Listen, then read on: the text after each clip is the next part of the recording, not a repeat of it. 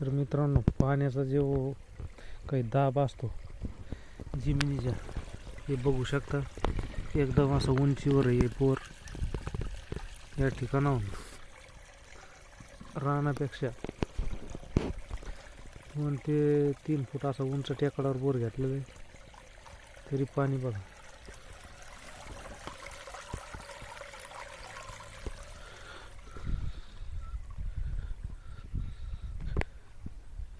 एकदम असं टेकडावर उंच पाणी येत आहे. आणि याच्या खाली मित्रांनो 10 ते 15 फूट खोल नदी आणि पाणी बघा.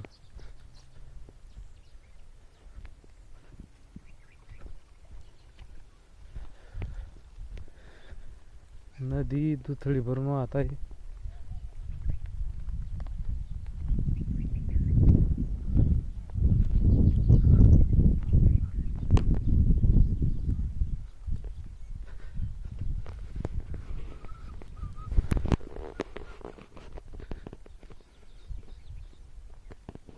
रानातून ऑटोमॅटिक पाणी चालू आहे.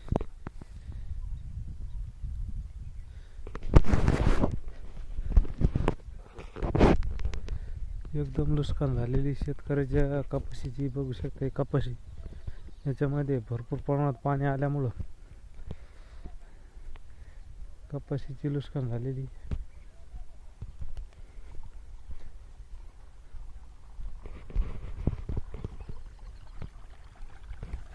या ठिकाणाहून पाणी खाली जात आहे.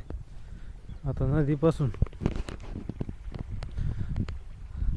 हे शेत 10 ते 15 फूट असं उंचीवर आहे नदीपेक्षा. आणि नदी खाली, तरी पण हे जे रानात घेतलेले बोरवेल हे ऑटोमॅटिक असे उकळ्या मारायला लागलेले. हे बा पाणी चालू आहे याच्यातून. ह्या 2025 मध्ये सर्वाधिक जास्त पाऊस पडलेला आहे.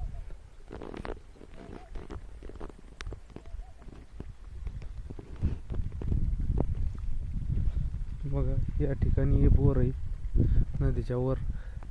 तुम्ही बघून घ्या, त्या बोरला भरपूर पाणी.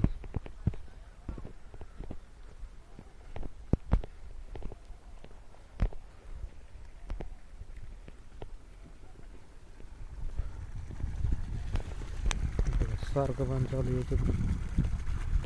2 इंच पाणी चालू आहे. पाऊस आलेला आहे बघा.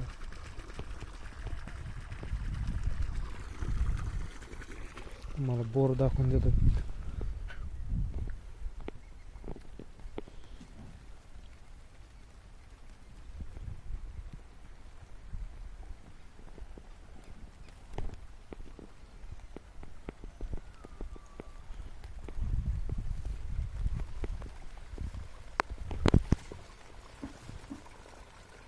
बघा हे पाणी.